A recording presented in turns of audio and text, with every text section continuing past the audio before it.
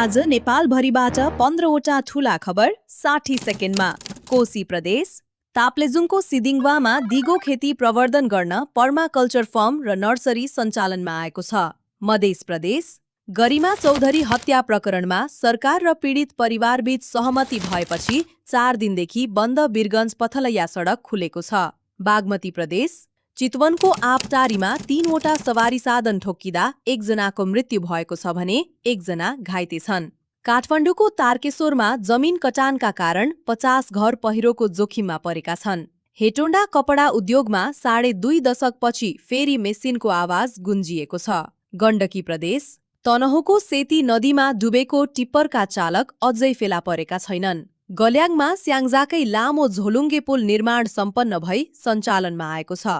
लुम्बिनी प्रदेश दाङमा काठमाडौँमा छोराको हत्या भएको खबर सुनेपछि विक्षिप्त बनेकी आमाको मृत्यु भएको छ। कर्णाली प्रदेश हुम्लामा 1.5 महिनादेखि ग्यास आपूर्ति ठप्प हुँदा स्थानीयले दाउरा प्रयोग गर्न बाध्य छन्।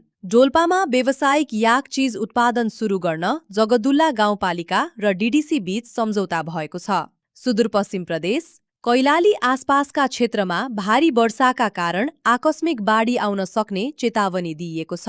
राष्ट्रिय नेपाल नागरिक उड्डयन प्राधिकरणलाई 2 निकायमा विभाजन गर्ने विधेयक कानून मन्त्रालयमा पुगेको छ। सर्वोच्च अदालतले गलत मेडिकल प्रतिवेदन दिने चिकित्सकलाई भ्रष्टाचार मुद्दामा दोषी ठहर गर्न सकिने नयाँ नजिर कायम गरेको छ। भृकुटी मण्डपमा 18औं संस्करणको अटो सो मंगलबारदेखि सुरु हुँदैछ। यी थिए आजका मुख्य खबर। थप अपडेटका लागि इपरेवा फलो गर्नुहोस्।